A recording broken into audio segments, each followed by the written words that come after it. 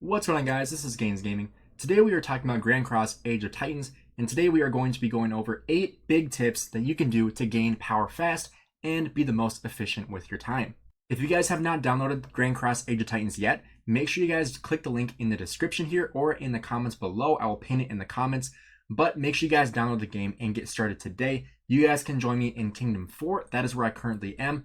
So to get right into it, like I said, we have 8 tips I'm going to be going over today. Not in any particular order, but just talking about some basic things that you can go over to make sure you are having the best value possible. So the first tip I have today is making sure you are constantly upgrading stuff. So this is your artisan house where you are able to build things. And if you are having your buildings stay idle, just with any city building game, you are losing a lot of value. So you really want to make sure you are keeping your buildings going. You are continuing to upgrade things along with your city hall. So as you upgrade your castle, your city hall, you are able to upgrade your buildings as well. And the thing about upgrading your buildings is you have to have these buildings upgraded in order to continue to upgrade your castle. And you should be trying to get your castle up as fast as possible, because as you increase your castle level, you're going to increase the amount of troops that you can display as well. So the more troops that you can deploy, the more power you're going to have on the field. So you can have up to 5 troops on the field with a level 25 castle, and this will also increase your combat power, your overall power, and the amount of troops you can have in each army. So by the time you have a level 25 castle, you can have 5 troops with 150,000 troops in each army, and you are also going to have 2.3 million combat power on top of that. And then one bonus on top of making sure your buildings are not idle is with the academy. This is also similar with other building games, but if you are upgrading your academy, you can see right here, I am researching something in the academy, but if you are upgrading your academy and you are trying to say upgrade to level 9 from level 8, you are actually going to get 2 times the amount of value from speeding up the academy rather than speeding up a different building. And the reason why is because you want to make sure you are not staying idle. Just with building, you want to make sure you are constantly doing research. And if you are building your academy, you're not able to do research at the same time. So if you speed up your academy building, you are actually able to get double value on your speed ups, because then you are able to start researching faster. And so this is one little trick you can also use with your academy to make sure you're getting the best value possible. The next tip I have for you guys is with gems. So gems are a hot commodity in every single city building game there is. Obviously, if you are spending, you are going to have a lot more gems than others. But if you are not spending, these gems are going to be a lot more valuable for you.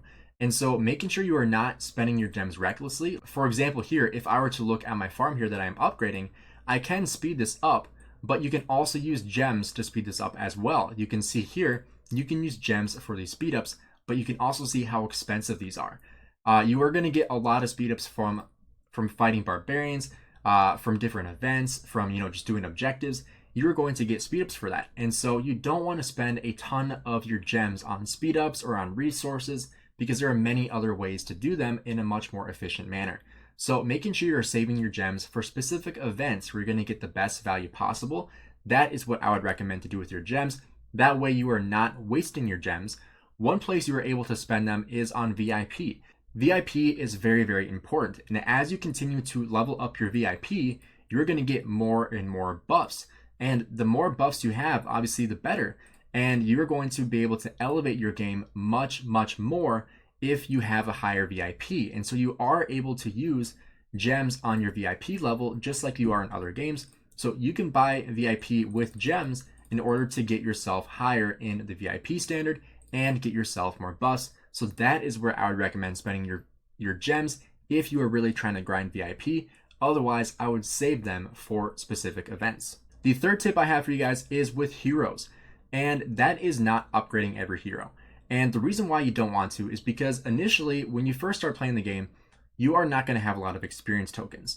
And what I mean by that is what you have the ability to upgrade your commanders with.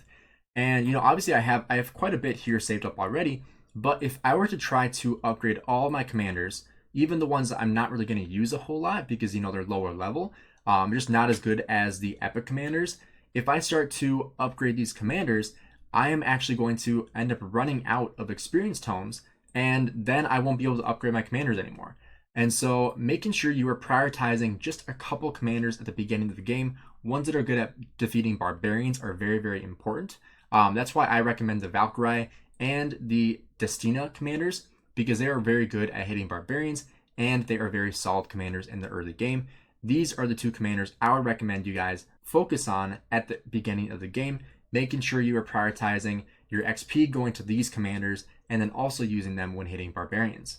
And speaking of barbarians, tip number 4 is making sure you are spending down your AP.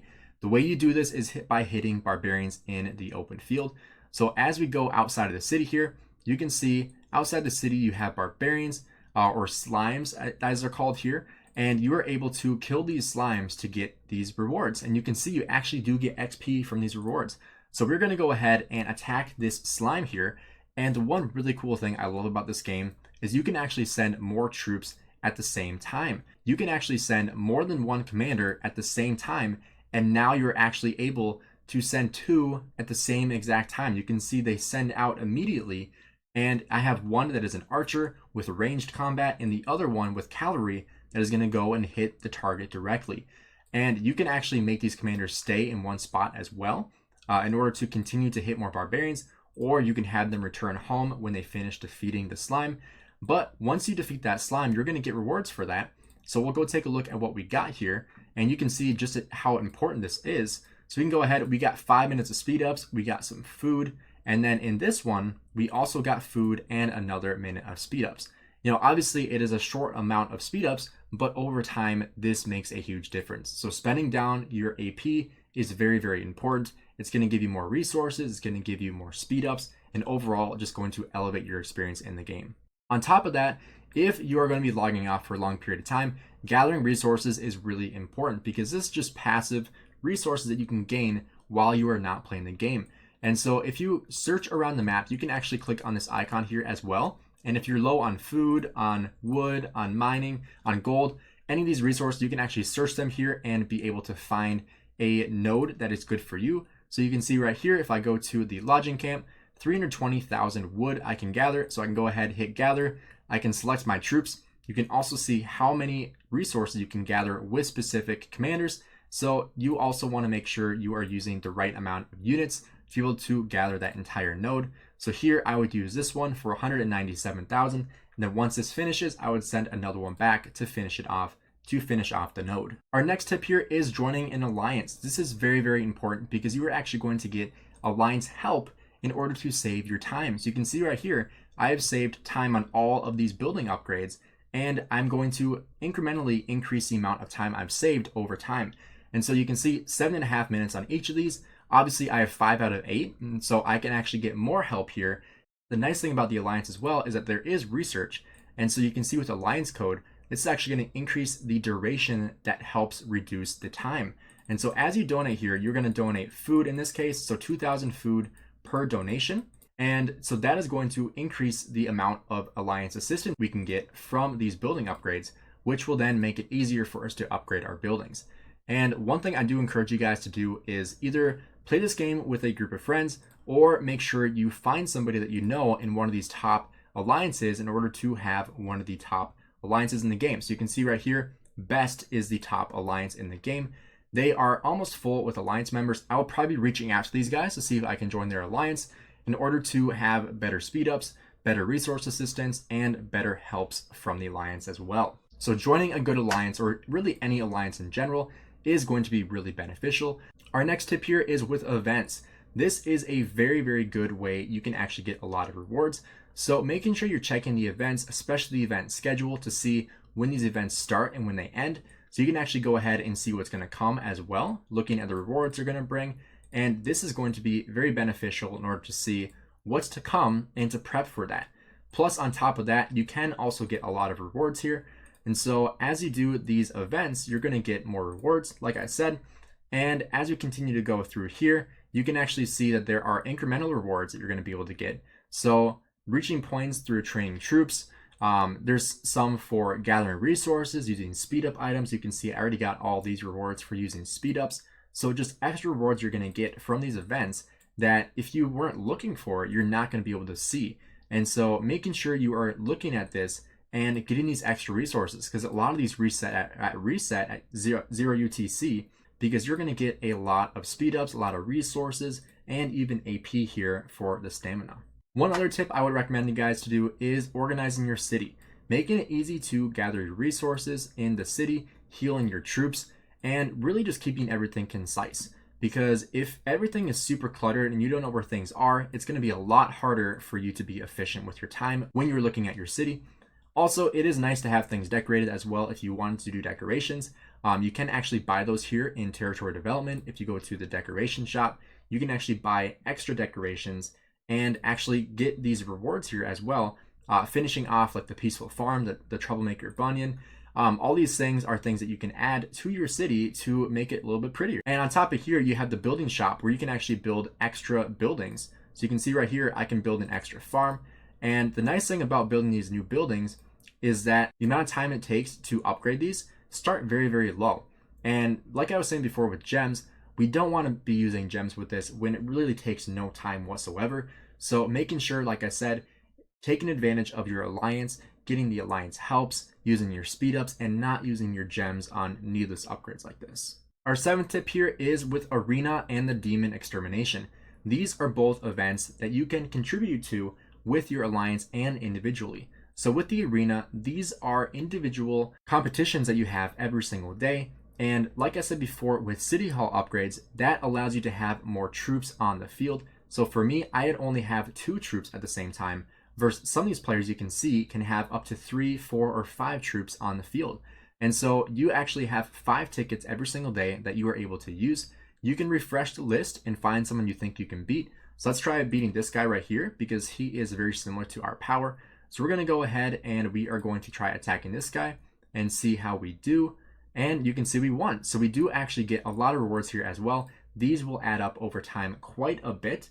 So really make sure you are prioritizing the Arena and allowing yourself to get these extra rewards that you're not going to get if you don't do it.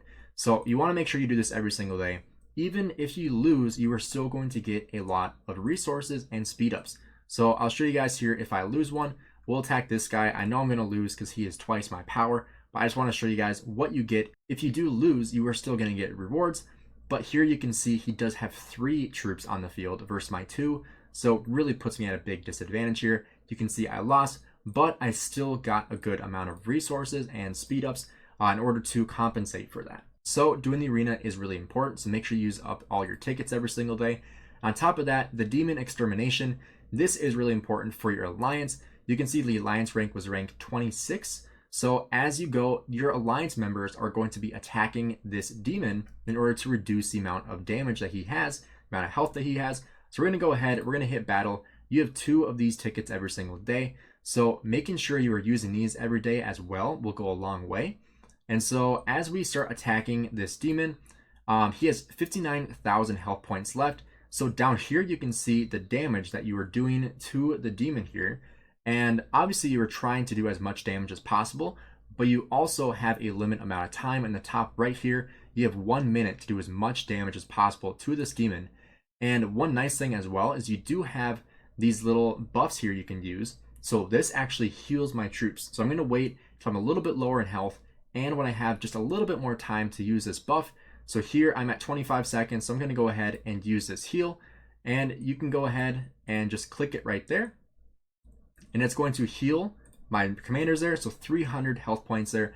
Obviously not a ton of health, but it does go a long way in events like this, where you're trying to get as much damage as possible in a short period of time.